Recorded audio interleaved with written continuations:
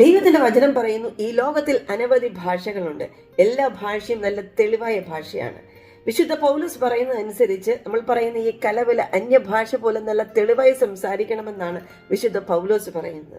ഈ ഭാഷയിൽ അവിടെ പഠിച്ചിട്ട് എന്ത് ചെയ്യാനാണെന്നല്ലേ നിങ്ങൾ ചോദിക്കുന്നു. പറയാം, നമ്മൾ ഒരു ക്രിസ്ത്യാനിയെ ജനിച്ചുവെങ്കിൽ സുവിശേഷം പങ്കിടുന്ന ദൗത്യം നമ്മളെ ഏൽപ്പിച്ചിരിക്കുന്നു. എന്നാൽ എത്ര പേര് സുവിശേഷം പറയുന്നുണ്ട്? അയ്യോ, സുവിശേഷം പറയാൻ അറിയത്തില്ലെന്നോ? ഇന്ന് ഞങ്ങൾ വളരെ സിമ്പിളായി സരളമായി സുവിശേഷം പറഞ്ഞു തരാൻ പോവുകയാണ്. യേശു നിന്നെ സ്നേഹിക്കുന്നു എന്ന് പറയുവാൻ ആർക്കാണ് അറിഞ്ഞുകൂടാത്തത്? നിങ്ങളുടെ സ്വന്തം ഭാഷയിൽ, നിങ്ങൾക്ക് അറിയാവുന്ന ഭാഷയിൽ ഈ ഒരു സെന്റൻസ് ഒന്ന് പറഞ്ഞു വിട്ടാൽ ആരാണ് അത് കേൾക്കാത്തത്? ആർക്കാണ് ഇഷ്ടമില്ലാത്തത്? എന്നാൽ പിന്നെ നമുക്കൊന്ന് തുടങ്ങിയാലോ? ഞാനൊരു തനി മലയാളിയാണ്, അതുകൊണ്ട് നമുക്ക് മലയാളം ഭാഷയിൽ തന്നെ തുടങ്ങാം.